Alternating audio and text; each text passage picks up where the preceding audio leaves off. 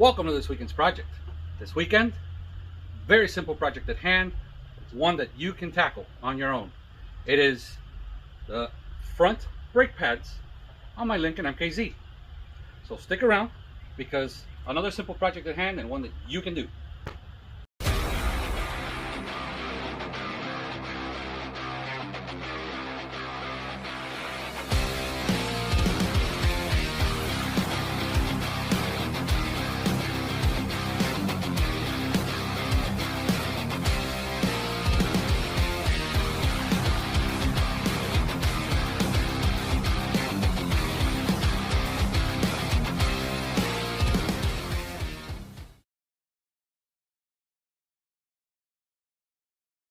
Now, this has been my wife's daily driver for the last year. We sold the Nissan Altima, about a year and a half ago. So it's been a little bit more than a year. We sold the Nissan Altima and I handed the keys. So this is her daily driver. She's not your typical lead-footed woman that a lot of people stereotype. My wife is like a 77-year-old woman at the wheel. She drives slow. So these are the original brake pads, at least to my knowledge. So without further ado, let's not linger anymore and let's tackle the project.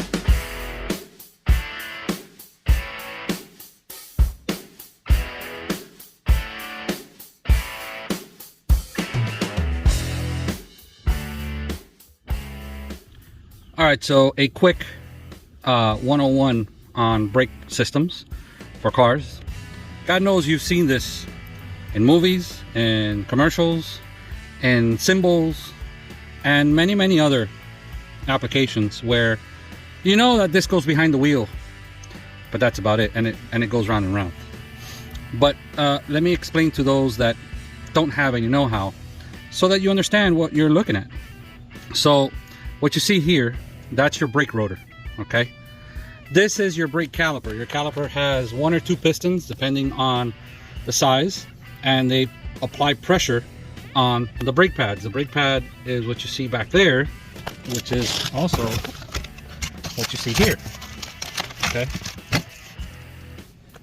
so the brake pad on this car is, well, I mean, let's zoom in. That right there is how much is left.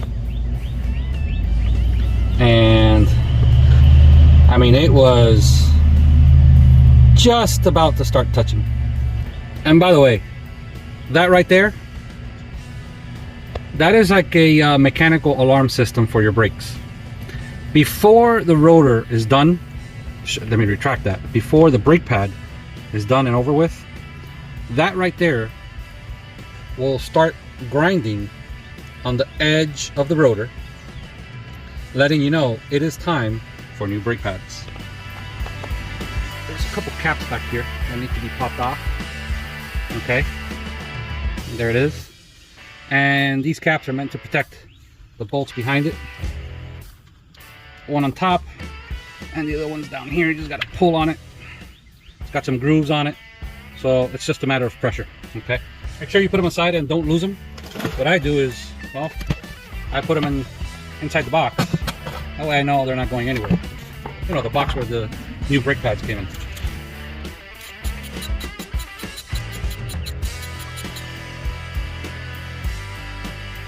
So a couple things happened. I ended up with some unexpected visitors, so I had to stop what I was doing. And, well, time has passed, and, well, that's what you see the light kind of coming in from this way. And then also what happened is when I got back to work, I pressed record. I swear I pressed record. Looks like I didn't press record, but I went ahead and removed both bolts. Okay, and it's these Allen key type of head. Okay, now I do not use my Allen keys because the Allens that I have, well, they're not the correct measurement. There's a couple different kind of measurements. I can't remember what they're called. A couple of you car guys, I'm sure you guys can, you know, just leave the comments down below what the difference is between the metric and, I don't know. Point is, I don't have the correct one, so I actually use my hex socket, which fits perfectly fine.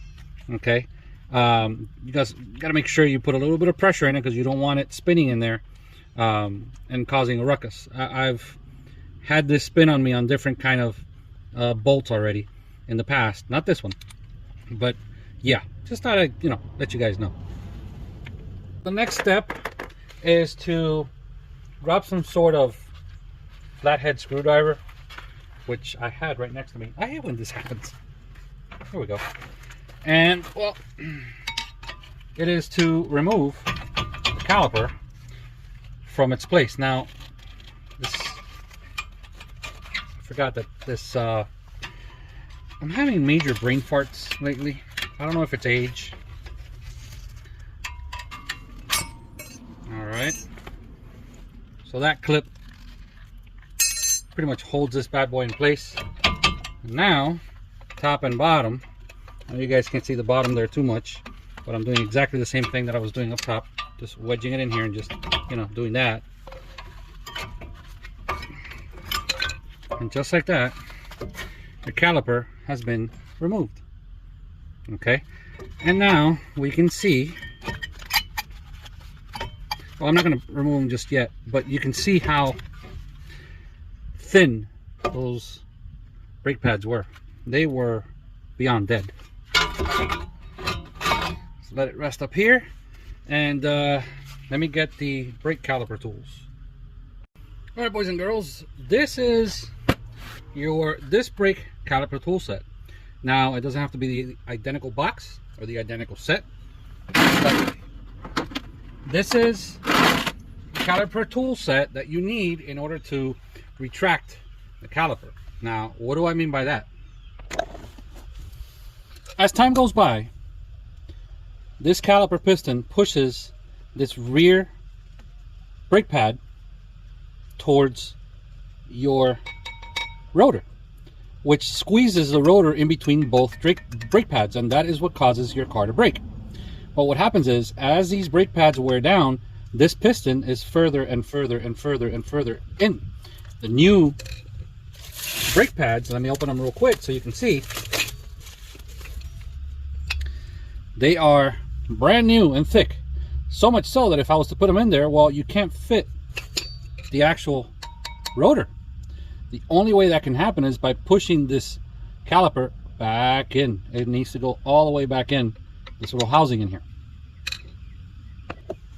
Now, some of you might say, well, hold on.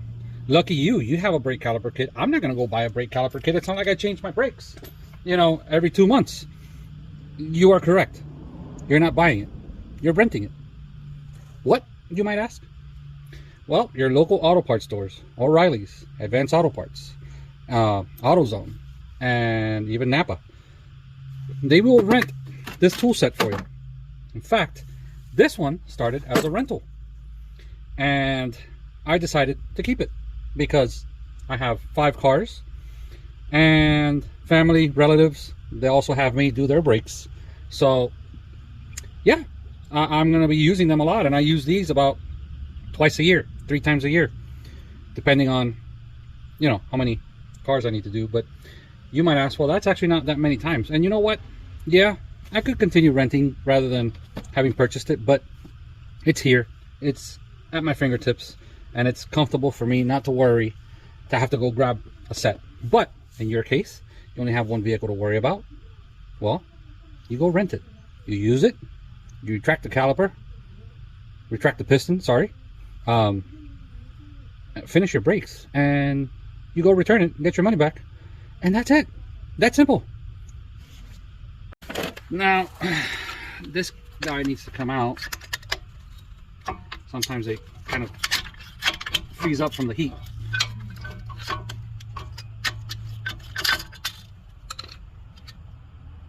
Wow, they're even stress cracked, heat cracked. It's called heat cracking from the very heat that the brakes create. Alright, so this little puppy goes in here, like so, and it's going to go in here. Now we need to find big enough. This should be fine. Notice I did not take the brake pad from the rear off. because that brake pad is going to serve as a surface to push it back in. Now be patient. It'll take quite a few turns as it is a slow process. But notice that caliper, it's going right back in its space, its slot where it belongs.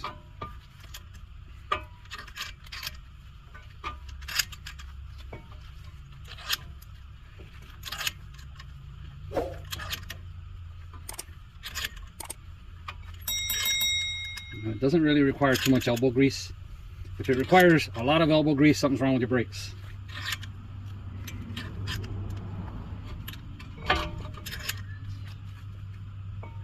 Alright, it's reached the end.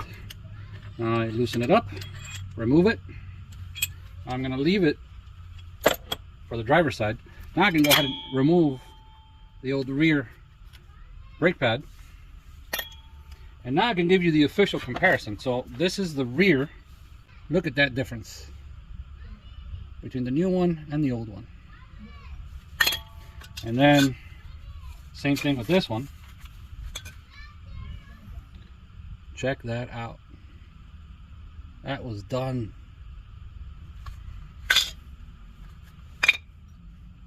Now all we got to do is pop the new one in. Do the same thing here. By the way, make sure you face them the correct way.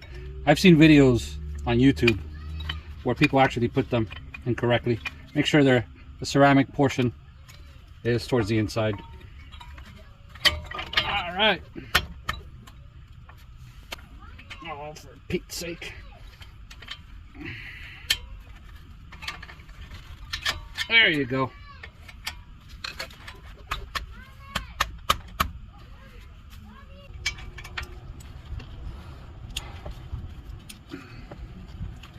Then I'm going to hit it with the air tool to make sure that it is going in and it is screwing in, and then I'll use my socket wrench the rest of the way.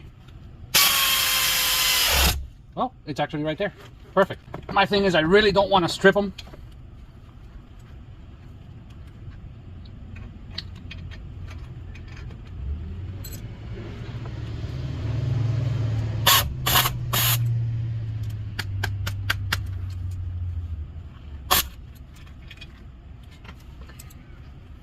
Now, we grab the caps just like before, put that cap up top, and put the other cap on the bottom, and you're done. The brakes on the passenger side of this vehicle are done. They're ready. I wonder why, you know, this came off.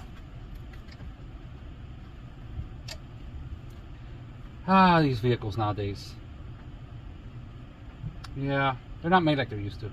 Anyway, let's go ahead and proceed to the driver's side. Now, I'm not going to do the driver's side at the same pace that I did this one. You can rewind and rewatch it, but it's the identical process.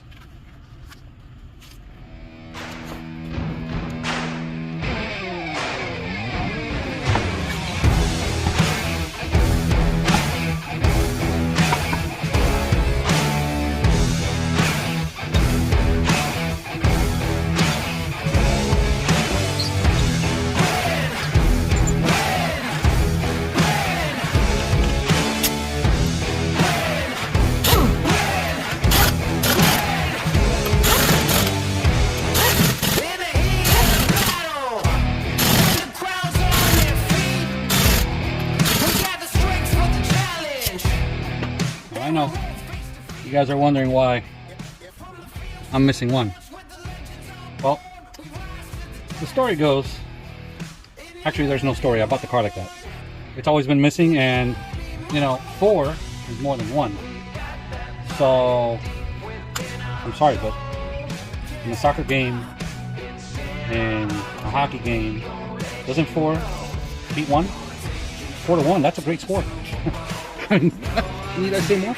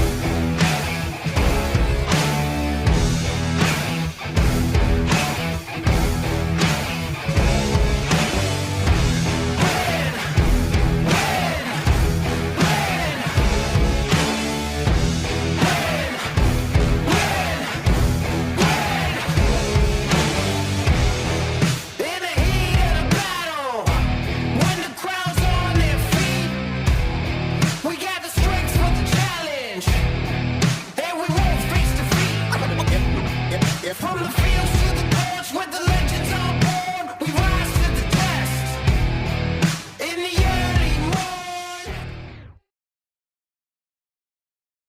You got to pump the brakes until they get hard, okay? With the car off. Once you've pumped the brakes, then you can go ahead and start the car. Alright, so another project has been completed. Now all I need to do is go and test drive it to make sure that it brakes adequately. But I'm going to spare you guys the details. It's test driving it, braking, confirming, and that's about it. Now I've done brakes in the past, I know how this works, so I know we're fine. That and the fact that what I always tell you, you have the ability to do what I just did. There simply are no excuses in the book other than physical disabilities. Okay, so if you have any kind of physical disability, then I completely understand why you can't do it. Other than that, I'll put it to you this way. If I was an extremely wealthy individual where I did not need to work a 9 to 5 and I was just hanging at home, I would still do something like this because I enjoy doing it. Okay, granted, not everybody likes to get their hands dirty. That's what gloves are for. You know, have at it. You can use surgical gloves, or you just flap and throw them away, or you could use the kind of gloves that I'm using, which you could use them, 20 times and then toss them, or use mechanical professional gloves, which they sell at the auto parts store, semi-professional really, and you could wash those and use them and use them and use them again. Anyway, enough of the blabbering. I love doing what I do for you guys, and I hope you enjoy my videos. As always, I don't know where you guys see where the little thumbs up is down there. See it? That helps. It also helps when you subscribe to the channel. Subscribe. I need more viewers to come on down and enjoy these videos. Now I'm not asking for you to subscribe and then have to physically have to check on me every few days. Don't do that. Hit the little bell icon. That's like cruise control for YouTube. It lets you know when I've uploaded a video, and you don't have to come onto my channel to check on me. I'll come to you. It's like, knocking on the door. See you guys at the next one. Have a great weekend, guys.